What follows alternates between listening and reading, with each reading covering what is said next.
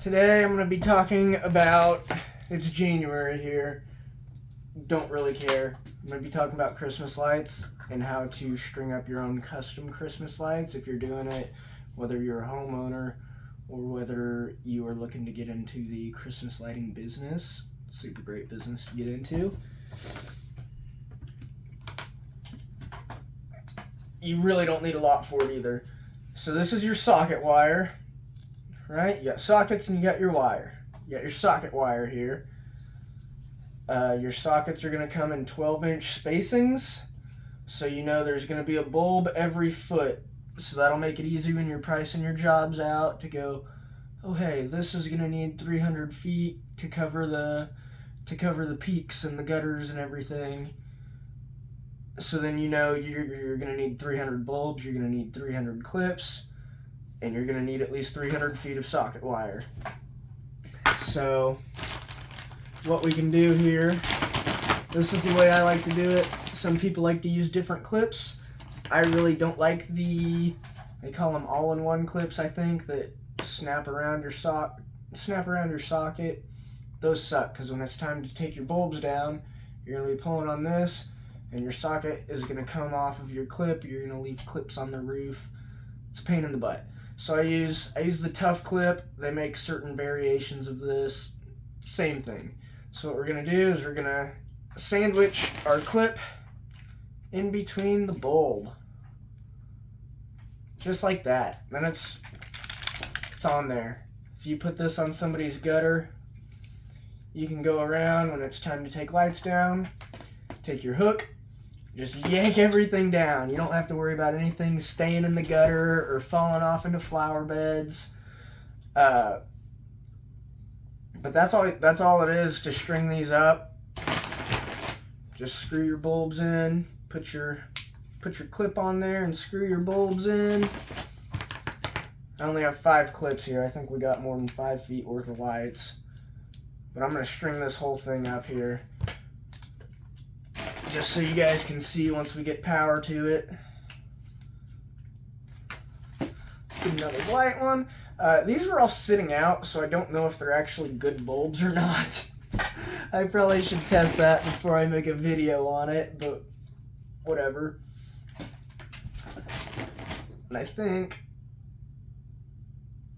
yeah, they're going to be different colors on here too. You got 2 different colors of white. You have cool white and you have warm white. If these actually turn on, I'll show you the difference. And then this is going to really be the only tool you need, is just some pliers or wire cutters or anything that can cut your wire. This one ain't doing it. Yeah, we'll do it. I think those got left out in the rain. So right, they're completely customizable. You can cut it to whatever length you need. You saw me just cut a few feet off there. And then what we're going to do is we are going to add male plugs and female plugs onto the socket wire. And then we can plug it in from there. Really, you have a working strand of lights. Your male is obviously going to go into power, if that makes any sense. It should. So one thing you don't want is 2 males on the ends here. That doesn't make any sense. You want male going into power. So on every strand you should have a male and you should have a female. That way if you need power from this strand, you are plugging a male into power. If you put 2 males on there, that's a good way to get shocked. That's a good way to start a fire. That's a good way to have to call your insurance lady. So you don't want to do that. But then, as far as wiring these up, it's plug and play is what they call it. So I'm going to adjust the camera here.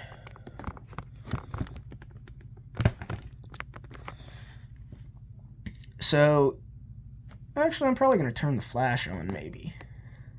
I lied, I had to turn the lamp on. So your plug is going to have 2 teeth in there, if you can see those, and they will go to your corresponding plug on the outside. You'll have a fat plug and you'll have a skinny plug. You see the difference in that? So your fat plug is going to be your positive. So you're going to want to hook the ribbed wire onto that side. If this will focus. So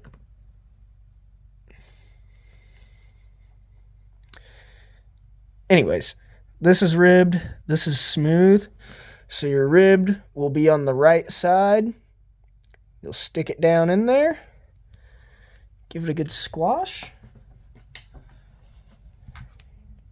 See that? Then you'll take your slide here. Your slide's got grooves to go into your plug. You'll slide that on. Just like that. Didn't need any tools. If it gets cold, you may need a pair of channel locks or something. But that's all there is to it. And then on the other side, never leave exposed wires. I've seen that before. Some people, instead of taping or putting a plug on there, they'll just leave it. So yeah, it can free ball. Don't do that ever. So then look at this. We have a fat plug and a skinny plug again. So your fat plug is going to have to take the ribbed wire for positive. So if you look at the teeth there, your bottom one is going to be fat, and that tooth is on the left side. So we're going to stick our ribbed wire to where it's on the left side. Squash that in there. And put our slide on.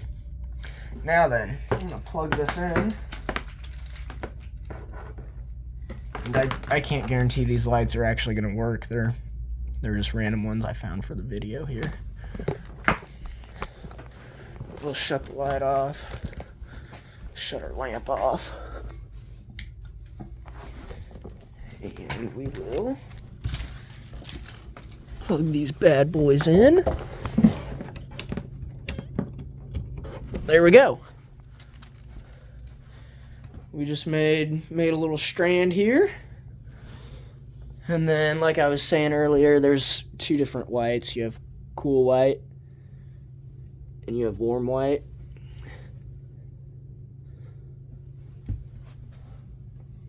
But that's all there is to it as far as putting your plugs in and the sockets. And then there's one more thing here. Is, let's do a little drawing for us.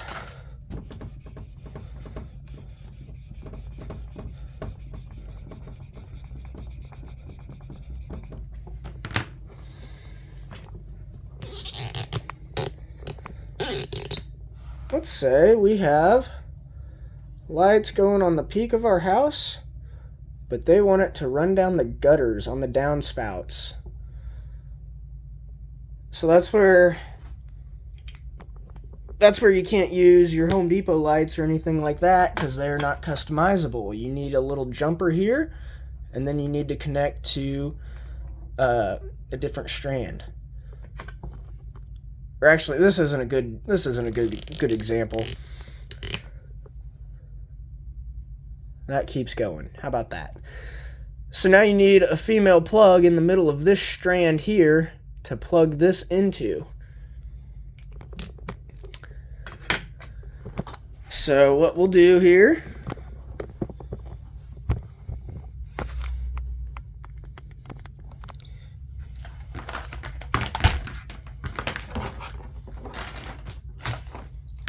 so we'll grab a female. Females can go in line, so they can go in the middle of a wire like that. They don't have to be at the end.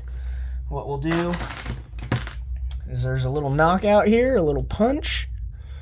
We are going to pull that out. And then we're going to look at our polarities again. Your fat plug and your skinny plug.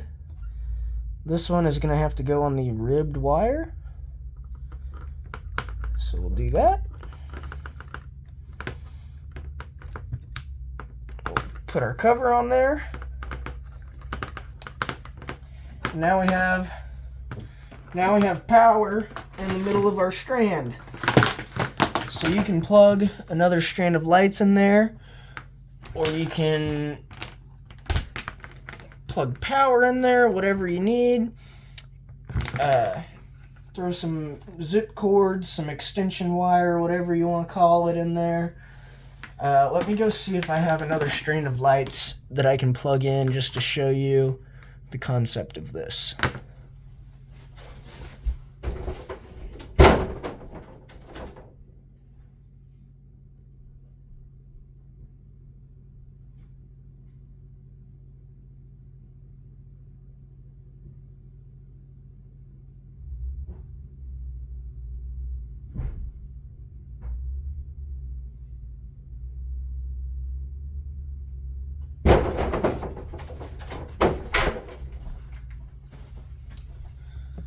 Okay, got another one here.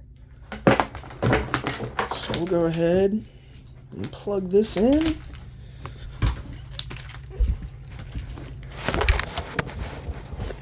Shut our lights off. And then right where this comes in line, right, these lights are not on, we will plug this in. Oh, other way. Plug this in and they should have power. Oh. Just like that. That's how you throw an inline male in there to get power off of this strand. So we have this. Let's say we want a few feet of space between this strand of lights and this strand of lights. We will use our jump cord and just make a little extension. So your jump cord here is the same wire that's on your socket wire, just without the sockets. So we will cut a little section off here. If my pliers want to cut, come on, there we go. I don't have another female, but we'll match up our polarities. We'll put our slide on, and we would do the same for this end with a female. And then you could go ahead and plug this in and plug that in, and then you'll have a bare spot, a jump cord, jumper, zip line, whatever.